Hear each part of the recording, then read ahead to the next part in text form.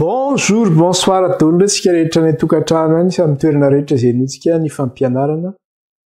Nafana dia nafana ny lesona tamin'ny tapany maraina hoe nginona daholo izany rehetrarehetra izany. Fa mbola iondritsika, mbola tia nefitra tsika izao. Satana tsy kely lalana, mandra-piavin'i Jesosy ny rao ny lanitra dia mbola ady. Hoe dia nahoana ary nitety amin'ity tany ity nazera ilay dragona tsy tany amin'ny planeta hafa tany.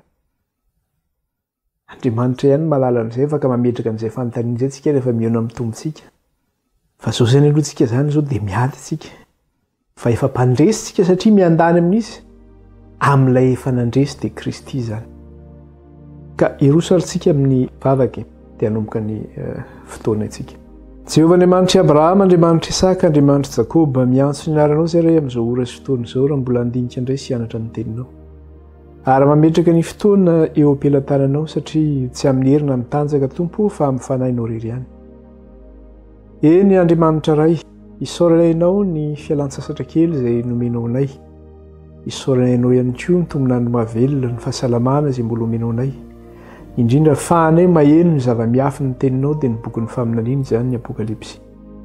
Ka raha mbola hiara-ndinika sy hianatra eto izay Andriamanitra dia aoka ireny fanahinao no hiasa amin'ny fahafenoana ahatanteraka ny sitraponao ka izy hanolo-tsaina anay, izy hampianatra anay, izy hampafantatra anay ny zavatra rehetra. Enona ny zavatra ho avy aza ka dia sokafony fonay, sokafony izay matarana ny sitraponao Andriamanitra iray. Koa dia manamasinanay iray eo ny amin'ny teninao ny fahamarinana. Mifona aminao kosa izay Andriamanitra. Raha nisy tao anatin'izay fisarahana izay nisy fahotana vitanay na tsy famendrehana na tsy fahatanterahana na fahalemena. Mifona rainy amin'izay mety elokaina tsy fahamarinana izay vitanay teo anatrehanao.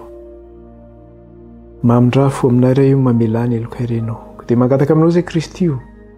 Tsy ovy amin'ny rahanao izay ho afa-pahotana sasao amin'ny rahanao izay Jesosy io mba hadio ary mba ho avela eloka. Ka okanay ny rahanao namaranay Kristy sy anamasina anay ary ampiavana anay mandrakariva amin'ilay ray tsara indrindra izay any an-danitra. Eny Tompo Iray Masina, eo ity fampianarana ity izay halan'ny Satana indrindra satria manambara ny zava-miafina momba ny Satana, ny sain-dalina Satana. Keny Andriamanitra iray, ninona zana-tsipika alefan'ilay ratsy, hoentina anakorotanana, hoentina anakanana ny fampianarana tsy handeha, hoentina tsy ahafahan'ny any tokantrano ao ny mihaino izao fampianarana izao na mandray mahazona ny fifandraisana. Ninona sy ny Satana hoentina anakanana ny tsirairay avy sy ny fampitanana izao fampianarana izao tsy handeha. Dia ilay vonona noho ny amin'ny rahan'ny zanak'ondry sy ny fofona an'i Kristy izany tsy manan-kery tsy manam-pahefana. Lasa ny afo mandevina ny Satana sy ny asany rehetra minaran'i Jesosy.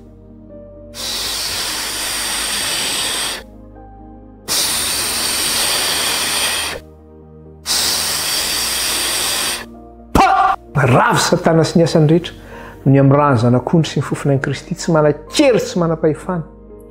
Amin'izao fampianarana izao na dia kely aza, na amin'ny fampitana ny fampianarana na aminay tsirairay avy, na za mampita izao, na ny any tokantrano na amin'ny toerana izay noana ny fampianarana fa efa levon'ny Satana sy ny asany rehetra tsy manan-kery tsy manam-pahefana aminay tsirairay avy no ny amin'ny rahan'ny zanak'ondry sy ny fofona an'i Kristy. Dia raha ianao Andriamanitra iray ka lazay ny naranao mena voninahitra ianao Tompo. Halleluia, halleluia. Dia mitenena raha efa vonikeny reto vahoakanao ny anaran'i Jesosy. Amen.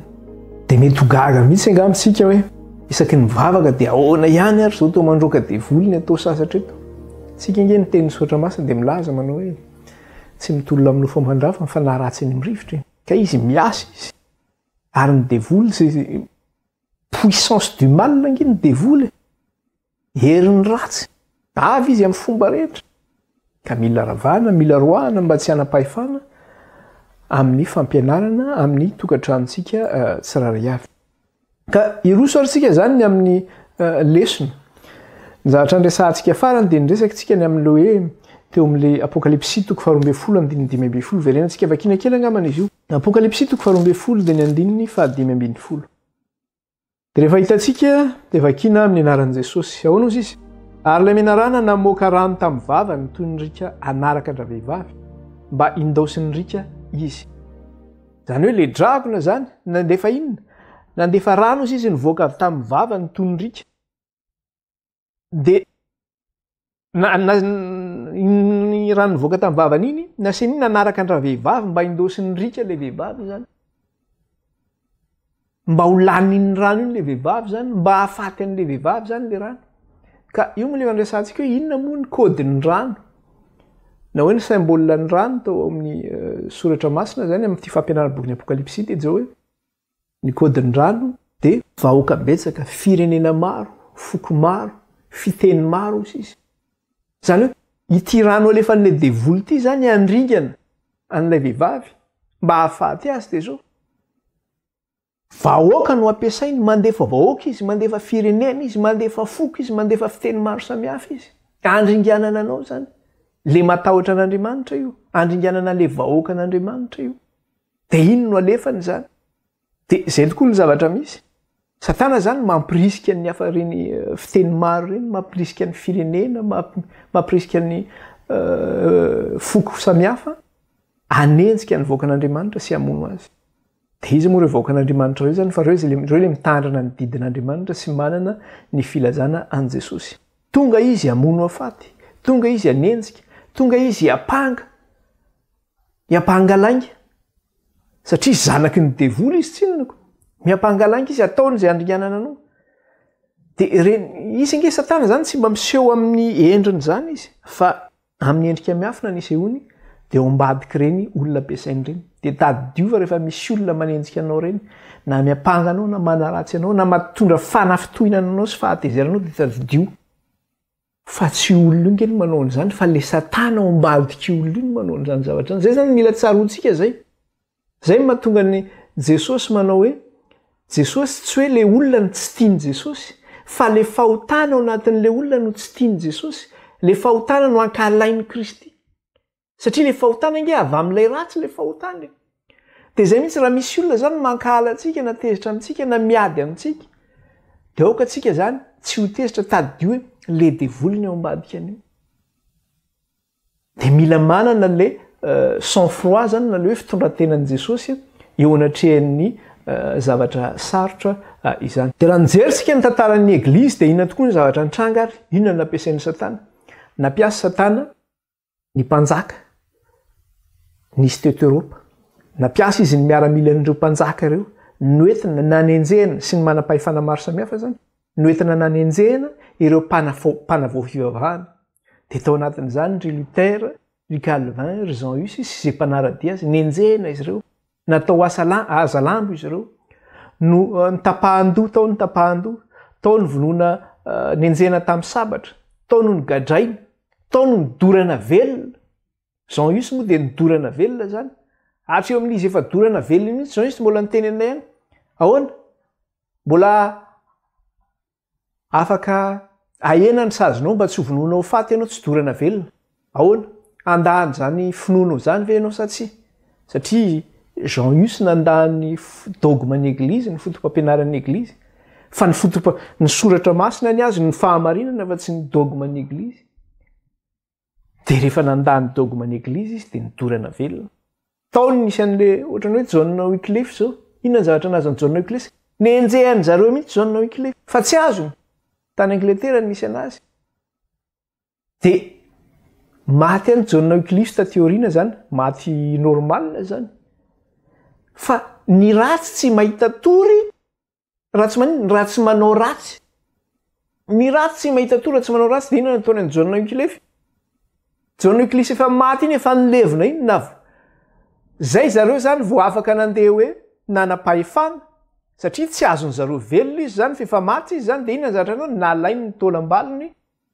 dia natsipony nalefany any amin'ny torrent any tsy tadidiko moa na nisy nidorana fa naparitany zany ny tolam-balony John Wycliffe zany naparitany ny tolam-balony John Wycliffe ka zay zany le izy hoe Satana ny ao ambadika ny rehetrarehetra ireny zany dia izay ny mahatonga le hoe araka le teny teo raha verentsika ary ilay mena rano izy namoaka ny rano tamin'ny vavany toy ny rika anaraka andra vehivavy mba indosy ny rika izy dia le rika nalefan'le mena rana io zany le vahoaka betsaka zany sy ny firenena sy ny foko ary ny samihafa fiteny amony sy andringana ny kristianina dia nisy fempotoana nomena ao anatin'izy io raha vakitsika kely izy io eo amin'le toko 12 andininy fahenina dia ahoana izy io amin'ny andininy fahenina eo ary raha vehivavy kosa nandositra nakany anefitra izay nisy fitoerana namboarin'Andriamanitra mba ho velomina 700 amby arivo andro izy. Le vehivavy izy nanino nandositra nakany anefitra izay nisy fitoerana namboarin'Andriamanitra mba ho velomina 700 amby arivo andro izy. Miverina indray zany le nombre eto zany 700 amby arivo andro. De eo amin'ny 170 indray izy de teneniny koa le izy ahoana izy ary le vehivavy nomena elatra roa ny voromahery lehibe anodina ao any efitra ho any amin'ny fitoerany izay hitezana azy fetrany ray sy fetrany roa ary atsasaky ny fetrandro mba tsy ho hitan'ilay menarana izy. Miverina indray zany le fepitaona eto 700 andro. Fetrandro ray fetrany roa atsasaky ny fetrandro. De hoe tao anatin'io fepitaona io zany nandositra le vehivavy nakany anefitra ozy izy ary Andriamanitra no nanino nantady toerana ho azy ireo zany mba anomezan'Andriamanitra sakafo azy ireo zany.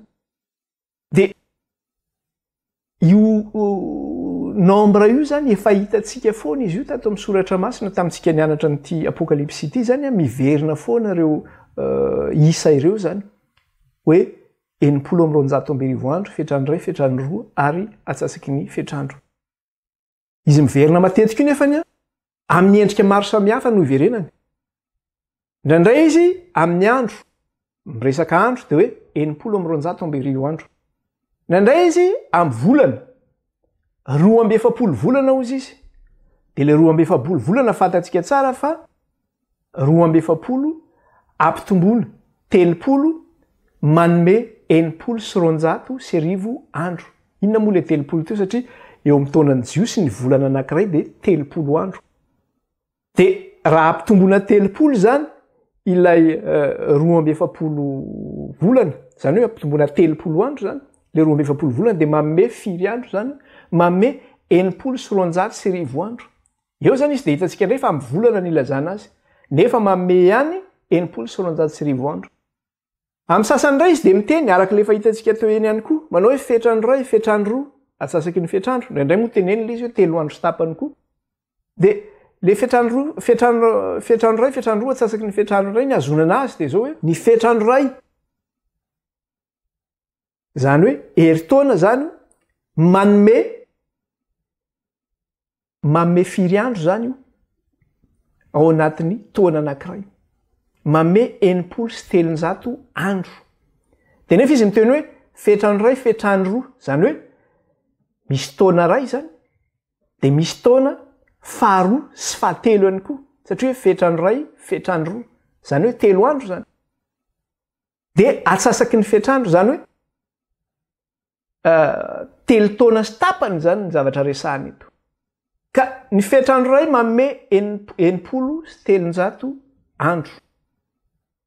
Ny fetrandro anankiroa de 700 ampitomboana roa. De ampina indray zay atsasaky ny fetrandro 700 zaraina roa. De ny valiny zay rehetrarehetra zay manome firy manome 700 sy arivo andro. Averiko tsara le izy teo. Fetrandro ray fetrany roa atsasaky ny fetrandro. Ny fetrandro ray 700 andro. Ny fetrandro roa 700 ampitomboana roa. Atsasaky ny fetrandro 700 andro zaraina roa. Ny valiny zay rehetrarehetra zay manome firy manome 700 sy arivo andro.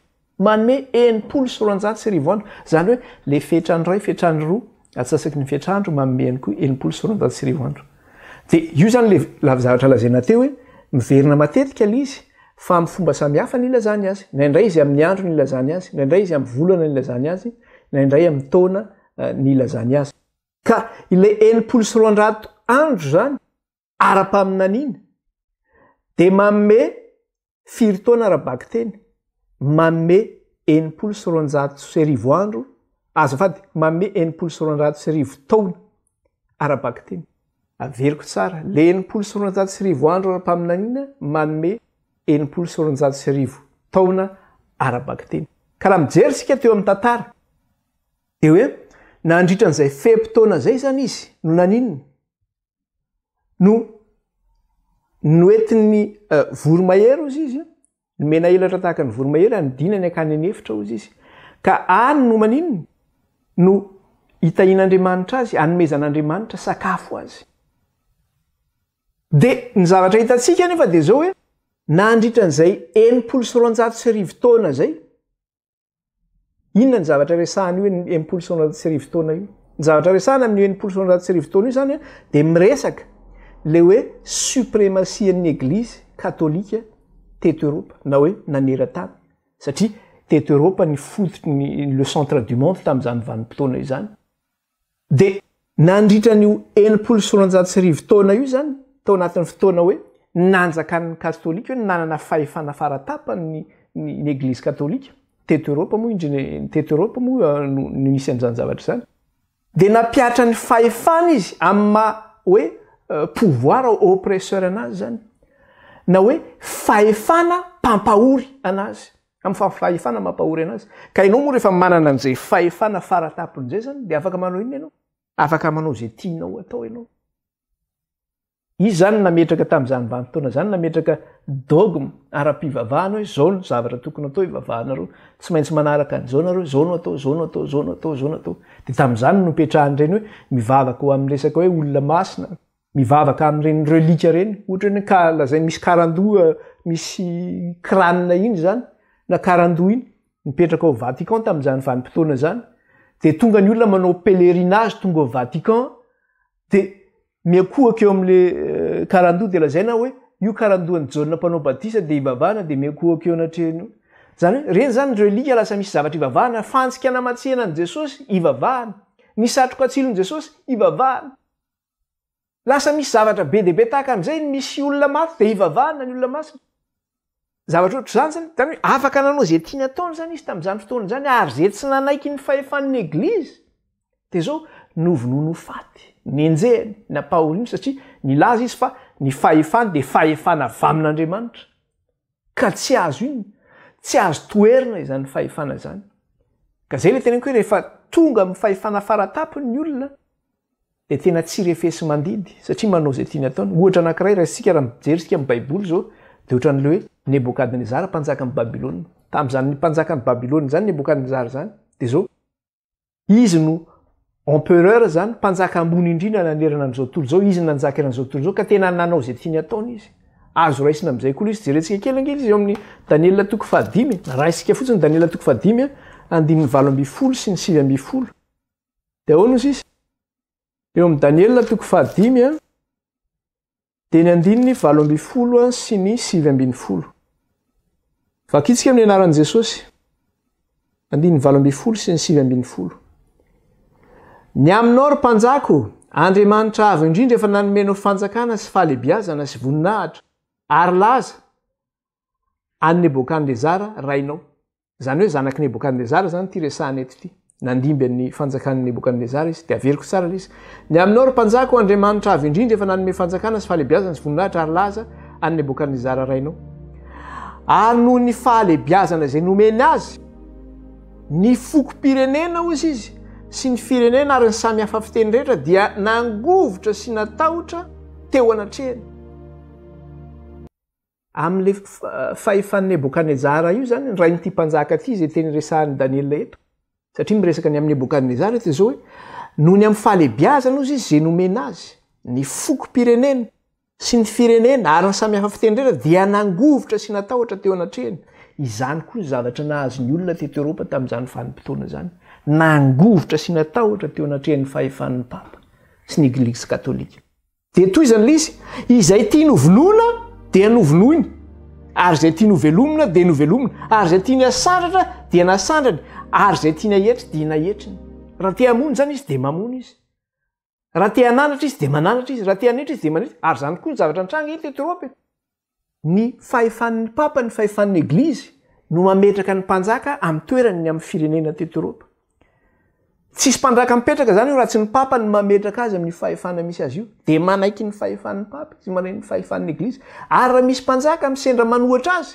de ahetriny iny ampijaliany mihitsy natao napahoriny koa ny mpanjaka iny dia matahotra na ny mpanjaka raha tamin'izany fotoana zany natahotra ny fahefan'ny papa ny mpanjaka tamin'izany fotoana izany dia tamin'ny alalan'io pouvoir oppresseur io zany na fahefanao io mampahory io dia zao hoe navita abibiana tsy toko sy foroana zany ny eglizy izay tsy takatry ny saina tsy tonga ao anaty eritreritra ao akory nametraka izy ny atao hoe tribunalin'ny eglizy inona moa zany tribunalin'ny eglizy io le antsoina hoe inquisition ka zay tratran'ny tribunalin'ny eglizy dia zao fahafatesana ny miandry azy fandoroana velona ny miandry azy fanagadrana ny mahazo azy fampijaliana ny mahazo azy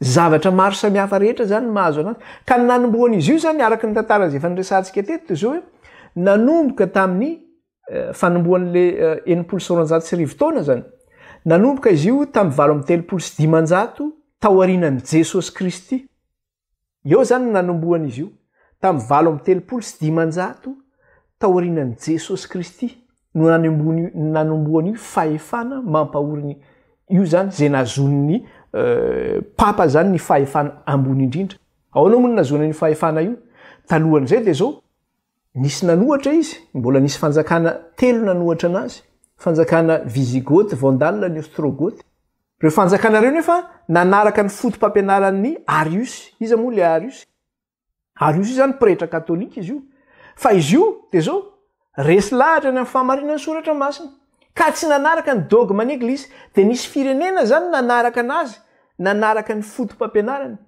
ka reo firenena reo zany nisy tafasaraka tamin'ny eglizy katolika ireo dia reo zany ohatrany hoe mbola nanohatra ny eglizy dia mbola tsy tafapetraka tamin'le pouvoir suprême zany ny eglizy talohan'io 7 io fa rehefa resy zany reto fanjakana telo ireto le hoe Vandal, Ostrogoth, Visigoth zany rehefa resy ireo zay arianista zany reo mpanaradiany Arius dia zao nomena azy ny fahefana paratampony pouvoir suprême zany tamin'ny 7 dia rehefa azony io dia tonga amin'izay le fampahoriana zay nataony fantatsika nefa araka ny tantara fa zao tapotra io fanefana io tamin'ny 770 na 1798 tapotra zany io fahefan'ny papa io na ny fahefan'ny eglizy tamin'ny 1798 inona natapotra anazy ny anarantsika teto zay tamin'ny alalan'ny révolution française tamin'ny alalan'ny Napoléon Bonaparte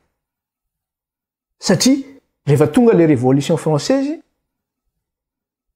lasany Napoléon ny fitondrana dia nanohatra n'izy izy nanohatra ny fahefan'ny eglizy hoe vokatry ny eglizy mihitsy no mahatonga ny zavatra rehetra tsy manjary rehetrarehetra ty sy miaraka amin'ny tolotsaina zay men'ny filozofy anazy moa tamin'izany dia inona ny zavatra nataony ny rany général Berthier hoe tsy rary nitsony ny ataon'ny eglizy tonga tany Roma général Berthier niaraka amin'ny miaramila nosambory ny papa dia rehefa avy eo nasosesy tany taon'ny Fontainebleau satao teto Frantsa Fontainebleau taony nanagadrana ny papa zany natao sesy tany teto Frantsa izany marina zany ny voalazan'ny faminaniana tsy hanampiana tsy hanalana mikasika an'io taona andro ara-paminaniana io zany le 900 andro zay tanteraka 900 taona ara-bakteny zany tanteraka zany le faminaniana io araka le voalaza teo dia nandritra n'izay fotoana zay zany dia zao hoe le vahoakan'Andriamanitra zany naninona nitsoaka nilefa satria voendrika dia iza nefa ny miana azy Andriamanitra zany no miasa ny tantana ny vahoaka nandritra n'izay fotoana zay fa mbola resantsika io moa kasika an'izay zavatra zay fa rehefa tapotra zany le 900 taona dia zao hoe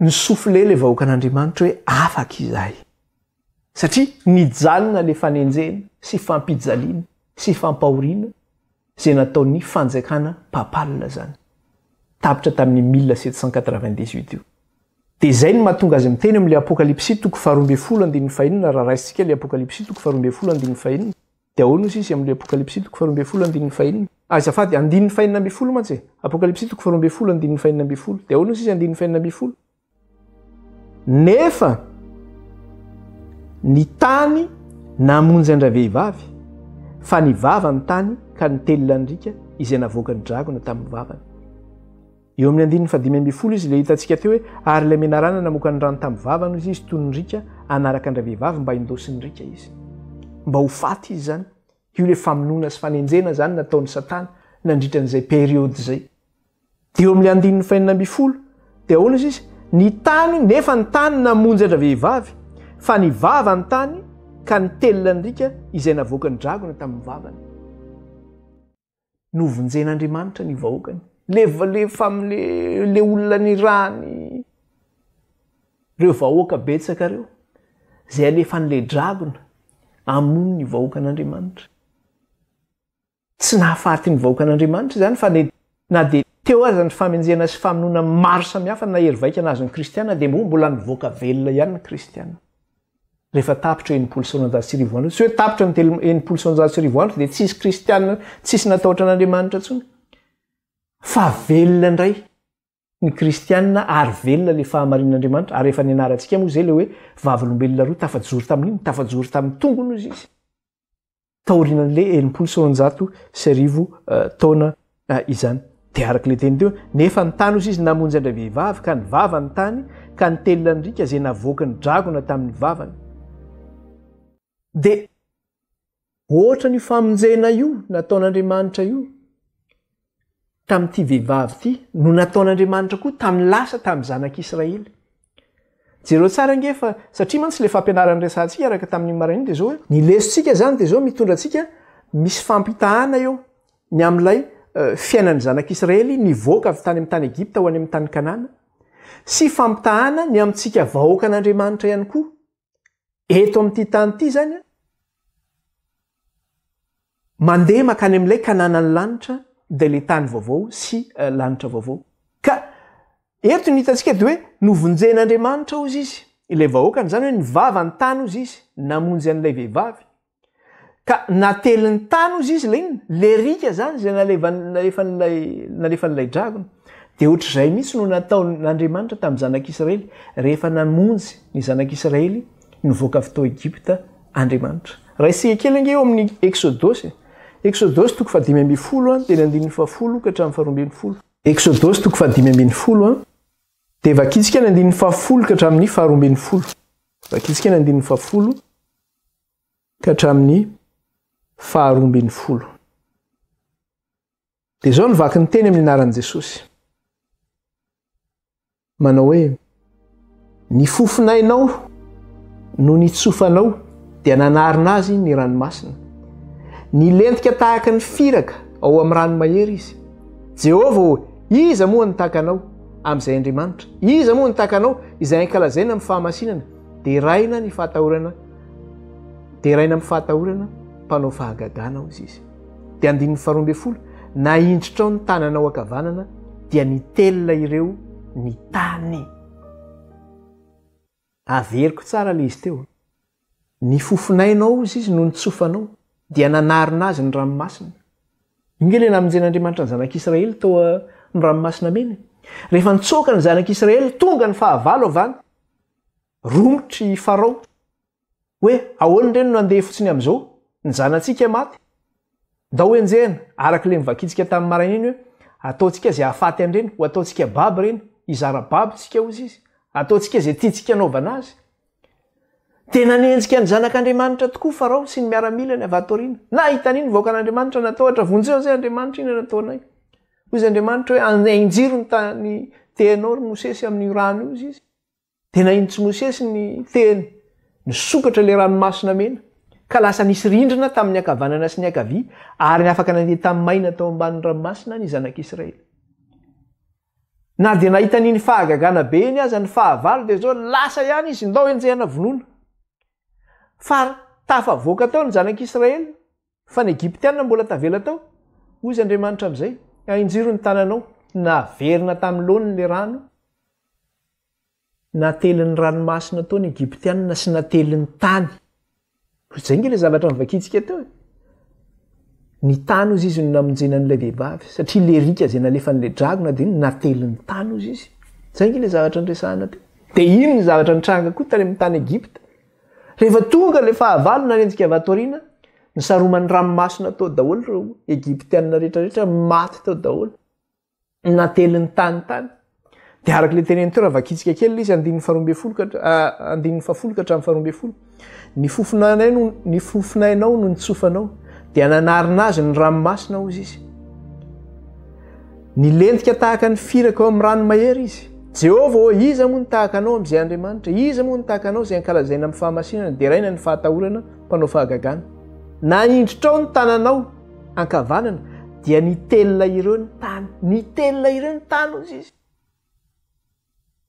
fahagagana angeny ataon'Andriamanitra fahagagana tsy takatry ny saina de ahoana izy andinny fahatelo amby folo tarihinao amin'ny famindramponao ny firenena izay navotanao ka entinao amin'ny herinao ho any amin'ny fonenanao masina Andriamanitra no miaro azy Andriamanitra no nitantana azy tsy tian'Andriamanitra no aringany fahavalo izy fa navotan'Andriamanitra tarihanao amin'ny famindramponao ny firenena izay navotanao izy ka entinao amin'ny herinao ho any amin'ny fonenanao masina ny tanjon'Andriamanitra ange hitondra antsika ho any amin'ny fiainana mandrakizay ho any amin'ny lekananany lanitra ka ninony zany ataon'ny fahavalo dia Andriamanitra mbola mitantana ny vahoakany Andriamanitra mbola miany vahoakany dia tafavoaka velona tao anatin'io fanafiana io ny vahoakan'Andriamanitra izany ka nandritra n'io periode io zany tao anatin'ny fanenjehana io eo amin'ity tany iay ity zany nandritra n'izay periode fanenjehana zay nandritra ny 990 taona fambijaliana dia zao Andriamanitra dia niafoana zany sy nitantana an'reto vahoakan'Andriamanitra reto dia io le voalaza tany amin'ny toko fahenina ary satsitsika nanao paralelisme atsika tamin'izay fotoana zay nanao fampitana atsika ny amin'ny fiangonana fahadimy tamin'ny tombo-kase fahadimy dia inona ny zavatra hitantsika tao anatin'izay zavatra hitantsika tao anatin'izay zavatra zay dia hoe rehefa nisy fanenjehana io zany nisy le hoe satria tamin'izany vanim-potoana zany dia zao hoe ny baiboly tsy mahazo mamaky ny baiboly ny olona fanafenina mihitsy ny baiboly nidina gadra mihitsy ny baiboly zany dia ny pretra ihany no manana fahefana manokatra ny soratra masina fa ny olona zany tsy atao malaza satria hoe tsy takatra ny sain'ny olombelona zany dia tsy navela alala ny soratra masina dia za zavatra men'ny fiangonana ihany zao ihany tiany manaraka fotsiny teny fotsiny zao ny azona ny fiainana mandrakizay raha tiany hovonjeny dadabe sy bebe zay efa maty iny dia zao manao rakitra ianao amin'ny fiangonana dia miala amin'ny afo be makany amin'ny afo fandiovana bebe sy dadabe dia makany atratran'ny Abrahama izy aveo zay le mandalo afo fandiovana dia manotraka rakitra ianao fotom-pampianaran'ny eglizy zany dia miteny amin'izay zany ny ao am-piangonana tamin'izany fotoana dia manaraka fotsiny olona satria tsy mahalala soratra masina ny olona ahoana tokoa moa zany fa rehefa miteny fotsiny raha ohatra ianao nanota dia ozy ny eglizy manao hoe manaova rahabary Maria indimy dia manaova rainay zany an-danitra impolo dia voavelany dia manao fotsiny ianao rainay zany an-danitra dia mameriny impolo eo ianao manao rahabary Maria ianao dia manao rahabary Maria ianao manao asa fivalozana satria ny eglizy no miteny izay dia manaraka ianao vokatra iny zay vokatra ny tsy fahalalana ny soratra masina zany zay zavatra zay dia na dia teo aza nefa zay eo le hoe fiahin'Andriamanitra hoe Andriamanitra teo foana nian'ireo vahoakan'ireo dia io ilay hitantsika teo amin'ny apokalipsy toko fahenina zany eo amin'ilay tombo-kase raha verenantsika kely izy io apokalipsy toko fahenina dia inona ny zavatra hitantsika teo eo amin'ilay andininy fahenina apokalipsy toko fahenina dia ny andininy fahenina izany dia zao no zavatra resahany eto tsy eo amin'ilay hoe fampitahana araka le niteneniko teo zany fa eto amin'ilay tombo-kase fahatelo no misy anazy io dia inona ny zavatra teneniny eto ahoana izy amin'ny andininy fahenina ary nareo ka toa nisy feo teo afovoan'ny zava-mananaina efatra nanao hoe venty ny vary tsitika eran'ny fatambary kely ary venty koa ny vary ordia ny telon'ny fatambary ary aza manimba ny diloilo na ny divay ianao venty ny vary tsitika eran'ny fatambary kely venty koa ny vary ordia ny telon'ny fatambary aza manimba ny diloilo na ny divay ianao satria vokatry le transition zay nisy vokatry le transition zay nisy zany satria ny olona zany efa nanina ny filazana azy teo hoe tafiditra tao amin'ny fiangonana zany ny resaka hoe fomba n'izao tontolo zao satria lasa tafaraka ny fomba ny jentilisa nampiarahana amin'ny fomba ra-pivavahana dia rehefa tonga zay zavatra zay dia inona ny zavatra nisy ny zavatra nisy de zao hoe lasa niaina zany ny aim-panahy ny vahoaka an'Andriamanitra tsy ampy sakafo. De rehefa niaina zay zavatra zay de lasa nahantra zany izy ireo ara-panahy. Zany hoe nisy fahantrana ara-panahy zany teo. Zay no natonga an'izy hoe vety ny varitritika ao izy arak'le teny teo raha verena kely le vaky teny andin'ny fahaeniny manao hoe ary nareo ko toy ny feony eo voan'ny zava-mananefitra nanao hoe vety ny varitsitika erany fatambara kely ary vety koa ny vary ordia initelon'ny fatambara. Zany hoe inona moa no tia nytenenina am'izany? Vidina lafo ilay tenin'Andriamanitra. Satria sarotra ny mahazo ilay tenin'Andriamanitra. Lasa nahantra ny fiangonan'Andriamanitra zany tsy ampy zay tenin'Andriamanitra zay. Satria nosoloana inona? Lasa nosoloana ilay fotom-pampianaran'ny Eglizy, ilay fahamarinana, fa tsy ilay tena tenin'Andriamanitra tsony no nentina tamin'ny vahoaka. De lasa nahantra izy de vidina lafo mihitsy zany ilay tenin'Andriamanitra. De toy izany le vaky teny manao hoe ary aza manimba ny diloilo izy na ny divay ianao. De efa nianarantsika teto hoe inona moa ny hevitra n'le hoe diloilo? Io le hoe fanan'Andriamanitra io. Ary le divay de maneno iny maneho le rahan'i Kristy. Ka na de teo aza zay zany hoe anohanana ara-panahy zay. De ny fanan'Andriamanitra zany mbola niasa tamin'ny fiangonana. Mitarika azy ireo am'izay fahamarinana zany zay tokony ho arahany. Na de kely fotsiny aza de fikiry zay le hoe tany mafy zay anananao mba tsy siaka ny satry-boninahitra ao. De le fanahy zany mbola nitarika azy ireo ny am'izay fahamarinana kely ny tsipozipozy zay mba nananana. Ary le divay de maneho le rahan'i Kristy hoe le rahan'i Kristy na de teo ary zay fahantrany zareo ara-panahy zay de mbola nanadio an'izy ireo sy nanafaka azy ireo tamin'ny fahotany ary namindran'Andriamanitra fo izy ireo no ny amin'ny rahany zanak'ondry. Zay zany le hoe fiahin'Andriamanitra tao anatin'izay fotoana sarotra zay. Andriamanitra zany niany vahoakany sy ny ta ny vahoakany. De Andriamanitra zany mbola refuse ho an'ny vahoakany, fialovana ho an'ny vahoakany ny amin'ny zavatra rehetra io ny am'izay fahamarinana kely mba nananany. Na eo ihany koa resaka hoe fanenjehana hoe mitsoaka izy, mandositra izy. Andriamanitra manome fialofana anazy. Andriamanitra manome sakafo azy. Andriamanitra mampahery azy. De ohatr'izay mihitsy raha mijery sika nge ny tantaran'ny Luther, Martin Luther. Rehefa tonga ny fanenjehana tamin'ny satria izy lehiben'ny izy nanao le 95 thèse zany nanohatra ny fotom-pampianaran'ny Eglizy tao Allemagne. De izy nefany docteur en théologie, mpampianatra zany izy, mpampianatra théologie. De rehefa nahita le fahamarinana soratra masina izy de nanohatra ny zavatra tsy nety nataon'ny Eglizy. De tonga am'izay ny fanenjehana nataon'ny Eglizy taminy. De izy nefany ny fahefam-panjakana zay teo amin'ny isan'ny Luther de teo ambany fahefan'le hoe prince Frédéric izy satria io zany no prince teo amin'le toerana zay nisy anazy. De rehefa nangatahan'ny Roma i Prince Frédéric hoe alefa ao aty amiko Luther ao izy ho tsaraina. De zao tsy navelan'ny prince Frédéric izy tsy alefako any aho izy fa tazomiko. Ahoana izy no alefako tsarainareo any izy? Zay le hoe Andriamanitra miasa mitantana zany. Andriamanitra mbola miarina de eo azy le fanenjehana sy fampahoriana zay natao de Andriamanitra tsy navelan'ny prince Frédéric nalefa tany Roma mihitsy ho tsaraina. De rehefa tonga ara nisy fotoana izy no tsaraina, tonga ny fotoana satria ny empeureuran'ny Allemagne zany manana empereur ny Allemagne teo ambanin'ny fahefan'ny papa. De nangatahan'ny Eglizy katolika hoe io empereur hoe ho tsaraina zany i Luther rehefa tsy nomeny le prince Frédéric de zao noentina nitsaraina tokoa ary Luther. De rehefa nandeha nitsaraina i Luther afaka madidio izy, tsy afaka nanao ninina le mpitsara azy teo. Izy afaka madidio iny nefany tedavin'ny Roma mbola vonoina hoe enjehana rehefa miala eto de enjehana. Fa nirahan'Andriamanitra ndray le prince Frédéric rehefa avy eo sambory alohan'ny miaramilan'ny papa io Luther io de afenina de nysamborin'ny prince Frédéric i Luther nafeniny tsy hitan'ny papa de tsy hitan'ny papa zay nisy anazy. Zay le hoe Andriamanitra nomie fialofana. Raha Satana zany mampiasa olona arak'le tenantsika hoe mandefa riky Satana, mandefa rano be Satana.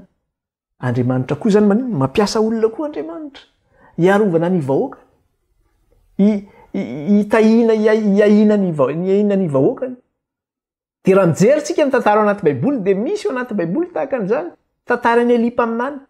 Elipa aminany de zao rehefa niran'Andriamanitra izy eo anatrehan'ny mpanjaka Iakaba zay nanambady any Jezebela. Jezebela nefa de zao mpaminany vavin'ny Baala. De rehefa nanambady an'io Iakaba de niran'Andriamanitra Elio akany aminy manao hoe tsy mety zao zavatra ataonao zao, zany hoe teny mafy nasian'Andriamanitra noentiny Elia. Ka rehefa vita zay zavatra zay de hozy Elia hoe tsisy ranonorany eto izy raha tsy amin'ny teniko irery ihany fa hitsahatra io orana io. Vokatry ny teny mafy zay niteneniny Elia tao de tezitry Jezebela ka niteneniny Akaba hoe samboriny de vono faty. Rehefa nenjehana am'izay Elia de inona zavatra nitranga? Nandritra ny 3 taona Elia no nitsoaka. Rehefa nitsoaka Elia de tany anefitra Elia. Ngany misy sakafo. Mba nisy rano nandeha kely teo. De ino mba rano nisotroany Elia teo? Ny sakafo hoanina tsy nisy. Fa Andriamanitra no naniraka vorona. Naniraka goaika Andriamanitra. De iny goaika iny ny mitondra sakafo ho an'ny Elia isan'andro. Iny goaika iny ny ran'Andriamanitra. Zay le hoe hoentin'Andriamanitra any anefitra ozy izy. Mba hahafahan'Andriamanitra miaha azy sy mitantana azy. De men'Andriamanitra sakafo Elia tany anefitra. De rehefa lany le rano teo, satria ritra koa le rano teo amin'le nisy an'ny Elia teo, de ny ran'Andriamanitra indray Elia andeha hiova-toerana. Tany Sidona indray Elia no nandeha. Tany amin'ny tanin'ny Jentilisa. Any amin'ny tanin'ny Jezabela mihitsy izy no nalefan'Andriamanitra. Satria misy olona tian'Andriamanitra vonjenao. De vehivavy mananotena tao Sidona. De io vehivavy mananotena io no nitahian'Andriamanitra mba hitahany Elia. De tao Elia no mialoka, tao Elia no misakafo. Zay le hoe Andriamanitra zany miaha. Karahatsika vahoaka an'Andriamanitra de zao hoe aza manafona re. Fahavalo ange manenjika. Fahavalo mampijaly. Satria Satana no maniraka an'iny vahoaka iny zany. Rehefa tonga le fahoriana sy fanenjena de tadio fa Satana ny ambadika an'izay. Fa zao tadio. Fa raha manao an'izay Satana de Andriamanitra koa maniraka olona manina amonjy anao. Andriamanitra koa miahanao ny fomba rehetra raha mametraka ny finoanao amin'Andriamanitra ianao. De raha mijerytsika tamin'ny zanak'Israely tany anefitra de inona ny zavatra nitranga ho an'ny zanak'Israely tany anefitra? Rehefa tany anefitra ny zanak'Israely, ngatany nisy rano azo sotroina, ngatany nisy sakafo. Nandritra ny 4 taona ny zanak'Israely tany anefitra.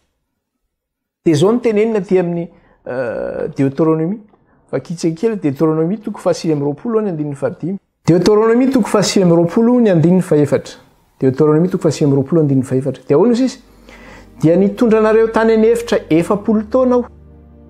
Tsy rovitra teny aminareo ny fitafianareo, ary tsy rovitra teo amin'ny tongotrareo ny kapanareo.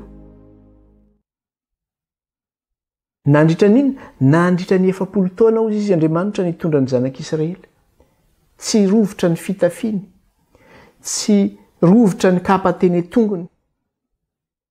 Satria Andriamanitra no niaha azy. De raisika koa aty amin'ny Salamo, raha raisika aty amin'ny Salamo 770.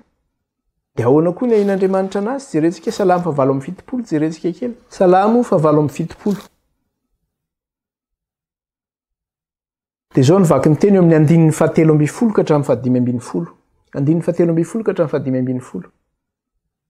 Manao hoe nampisaraka ny ranomasina izy ka nitondra azy nita, dia nampijanona ny rano ho toy ny atotan-javatra. Ary ny rahona nitondrany azy raha atoandro sy afo mazava noho ny alina. Namaky vatolampy tany anefitra izy ka nampisotro azy, nanara-po tahaka ny amin'ny rano lalina. Zany hoe tamin'ny alalan'ny vatolampy no nanino no nampisotroan'Andriamanitra rano azy, nivakian'Andriamanitra ny vatolampy. 540. Ary nampivoaka rano mandrika avy tamin'ny aram-bato izy ka nampirotsaka rano ho tahaka ny onozy izy. Zany ny fiain'Andriamanitra ny zanak'Israely. 420. Dia nandatsaka mana teny aminy hoaniny izy, ary vary ny lanitra no nomeny azy. Men'Andriamanitra vary avy any an-danitra izy, tsy mila mamboly teny an-tsana any amin'ny dezera nga misy iny ny tany ay any. Men'Andriamanitra iny. vary avy any an-danitra izy ozy izy dia nandatsaka manateny amin'ny teny aminy hoaniny izy ary variny lanitra no nomeny azy. 720 ka hatramin'ny 720 dia nampilatsahany hena betsaka ohatra ny vovoka izy sy voromanidina ohatra ny fasiky ny ranomasina ka nalatsa ny teny amin'ny afovoan'ny tobo manodidina ny fitoerany dia nihinana izy ireo ka voky tsara ary izay nilainy dia nomeny azy. Izay nilainy dia nomeny azy. Nomen'Andriamanitra mofo izy avy any an-danitra, vary avy any an-danitra. Nomen'Andriamanitra izy hena hohanina nalefa ny voromanidina ny papelika. Nomen'Andriamanitra izy rano hosotrony. Zany le hoe fiahin'Andriamanitra. Tsy hoe miatsika ihany Andriamanitra amin'ny fahavalo zany tahaka ny hoe le hoe fiarovana avy amin'ny Farao. Na hoe amin'ny mpanenjika antsika ny fahavalontsika izay alefan'ny Satana. Fa Andriamanitra zany miatsika amin'ny lafiny rehetra. Amin'ny lafiny rehetra Andriamanitra miatsika. Ka io moa le zavatra niresahana teo hoe le tantara zany ny zanak'Israely nivoaka avy tany Egipta nakany amin'ny tany Kanana sy ny tantaran'ny vahoakan'Andriamanitra zany izay miandry an'izany hoe kananan'ny lanitra zany na ny lanitra vaovao sy tany vaovao. Dia tsika ihany koa zany zao dia zao aty anefitra zany ny toerana misy atsika amin'izao fotoana zao. Aty anefitra zany ny toerana misy atsika amin'izao fotoana zao. Ka ilay fitsapana zany tsy hoe nandritra n'io 990 andro io ihany na eo le hoe 990 taona io ihany no nisy izay fanenjehana zay. Fa matoa zany tsika mbola eto amin'ity tany ity, mbola eto anefitra zany tsika amin'izao vanim-potoana zao. Dia tadidio fa Satana mbola eto ary tadidio tsara ny zavatra nitenenantsika hoe manana fahatezerana lehibe izy satria fantany fa kely sisany androny. Dia raha mbola eto zany tsika dia zao mbola misy zany ny fizahan-toetra maro samihafa zay mahazo ataon'ny Satana io amin'ny alalan'ireo vahoaka reo zay ompelan-tanany zay manaraka ny baikony zany zay amporosihany ianao n'izay zavatra zay.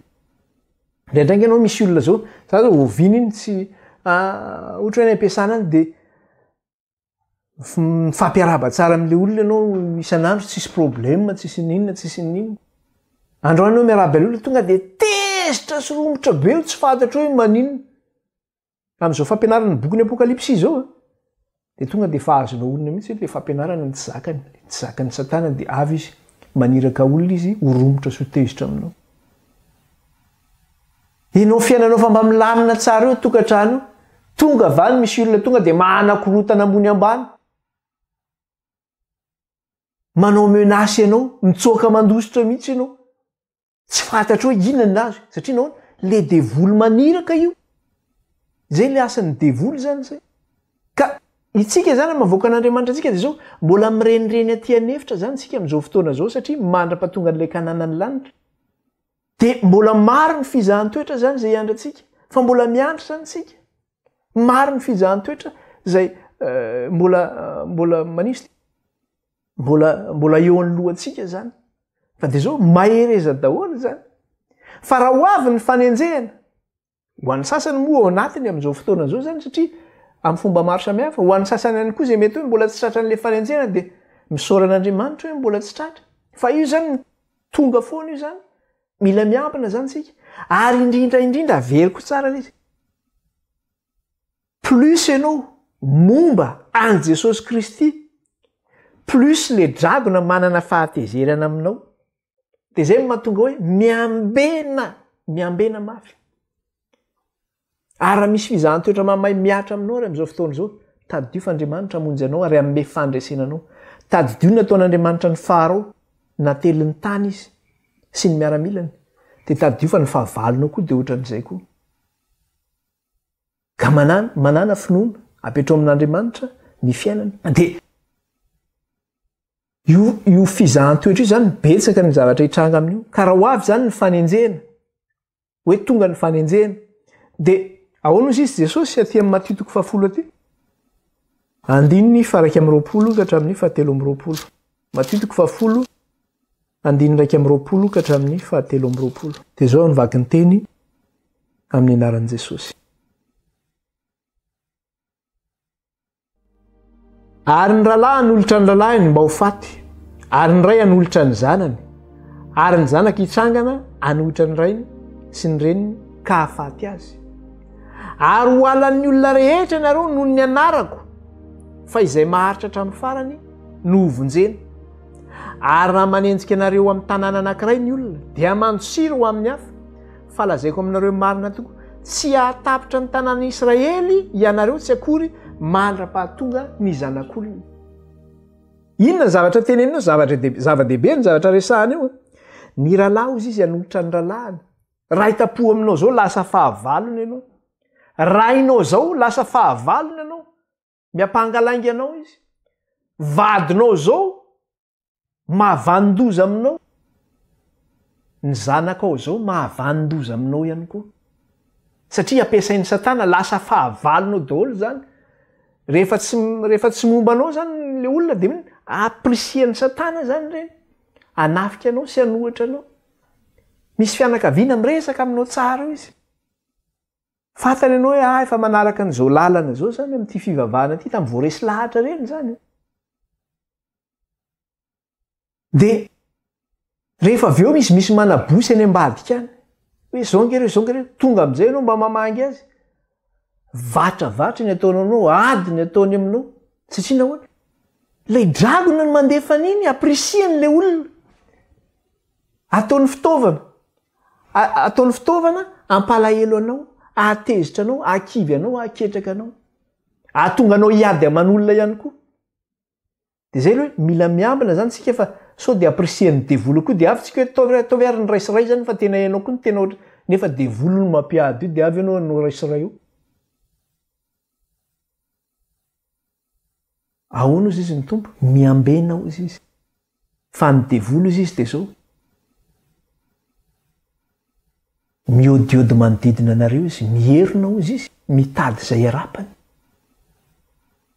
Izy nge eo izy satria eto izy, ary ny fahavalony dia isika ny fahavalony. Izay mitandrina ny didin'Andriamanitra sy manana ny filazanan'i Jesosy, halany io. Dia arak'ilay teny teo, dia inona koa ny zavatra teneny teo 9:20. Ary ho alan'ny olona rehetra ianao noho ny anarako, zany hoe ny olona rehetra io zany. Azy ny ampiasaina io dia ho alan'ny olona rehetra ianao. Fa hoy izy Andriamanitra, fa izay maharitra hatramin'ny farany no hovonjena. Zany hoe mila maharitra zany tsika. Mila maharitra fakapanahy.